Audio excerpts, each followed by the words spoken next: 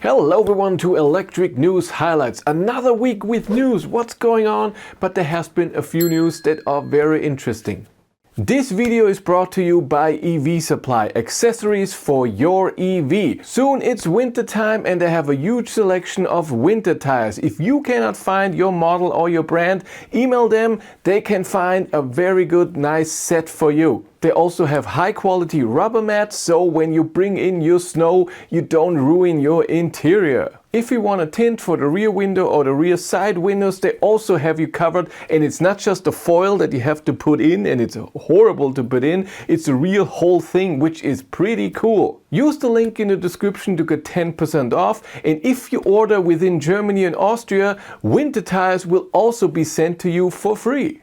Polestar 5 is in a video game, in Gran Turismo 7 with an update in December. The game will also include the new Polestar 5 with very realistic driving data, 650 horsepower, 3.9 seconds from 0 to 100 kilometers an hour. Very good looking car. I've seen it at the IAA in Munich. We'll see how it drives when at some point there are cars available to drive. In the game there's also another high performance EV, it's the Porsche Taycan Turbo S. New base model for the Mercedes EQC. It will come with an LFP battery, 64 kilowatt hours, and will start at 60,000 euros. 230 kilowatt rear wheel drive, where the version that you could order before was all-wheel drive version with 360 kilowatt, a bigger battery, and was started at 71,000 euros. And right now in Germany, Mercedes gives you 5% on both cars because they want to sell the new EQ line, which charges really amazing, is really efficient motors as well. Very interestingly, the new rear-wheel drive version and the all-wheel drive version, even though the all-wheel drive has a bigger battery, very similar WLTP range. NIO cancels solid-state battery. NIO has started the production in April of 2024 of a new battery where a part of the battery is solid, a new electrolyte, and it was a 150 kilowatt hour battery, and they used it in China especially for the swap station. So if people are driving with the 75 or 100 kilowatt hour battery in their NIO, they can swap to 150 kilowatt hour battery and drive a bit further and everything, but the demand was so low the NIO is now canceling this battery. It will no longer be in those swap stations. China loves those swapping stations. In Germany I think we have 5 or 6 now. I have had a NIO ET5 here to drive, but I have not been to a swap station because it's a bit far away. Tesla maybe gets Apple CarPlay. Unbelievable. There are some rumors in the media that Tesla is working on an integration for Apple CarPlay in their cars. No word about Android Auto, but there has been a study that a lot of people say this is a no-go for using a Tesla when they cannot use their Apple phone in the car. They want that.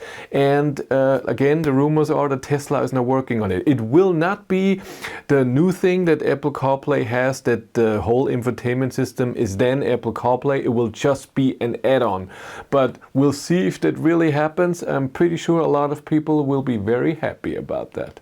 Mercedes electric G-Class gets cheaper. Before you got 5% sale if you buy the G-Class, now it's 10%. That's 15,000 euros cheaper for the electric G-Class, and the reason is the low demand. Since its start worldwide, only 1,400 electric G-Class have been sold. The ICE versions sell like hotcakes, or what do you say? And that's very sad. I have not driven a G-Class electric, well, not electric, not an ICE. I'm pretty sure the range will not be that amazing since it's a tank going against the air, but the ICE versions sell great, just the electric one not. Sad. Volkswagen US on Supercharger. From now on you can charge your Volkswagen ID.4 in North America on a Supercharger. You can buy the NCAS adapter from Volkswagen for $200, and if you buy a new ID.4 you get the adapter for free with the car. So 250,000 Supercharger stalls are available for you in the United States, which is really amazing. Ford Puma BlueCruise. I haven't tested this feature yet because I drove a mach-e for, I don't know, an hour or so. That was it, or 2 hours, so not very, very long. But Ford has in Europe the feature BlueCruise. So on special highways, not everywhere, but it's 133,000 kilometers in Europe, which is a lot. That's nice. But on those highways, you can use BlueCruise. And this is steering assist where you don't have to touch the steering wheel. Of course, the car still checks where your eyes are. So if you're asleep or if you're not looking on the road, you get a message and everything. And this is coming to the Puma Gen E as well. Maximum speed then will be 130 kilometers an hour. Audi cancels the A6. In Australia, there were plans that the Audi A6 e-tron with the big battery and the really low consumption and then great range will go to Australia, but the demand is very low. They did some studies and they found out that electric limousines in Australia are not very accepted, not a lot of demand, so they cancelled the plan. The A6 is not coming to Australia.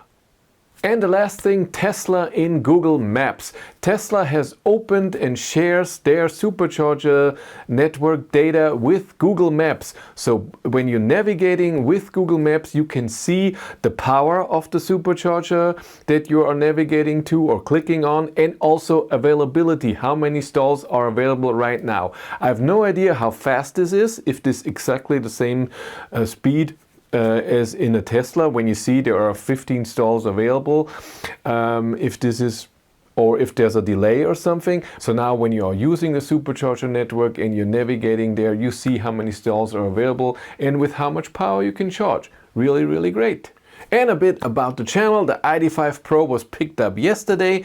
Today, in a few hours, the Volvo EX30 Cross Country should come. Very interesting to see if it's how much difference there is to the normal EX30 that I already tested.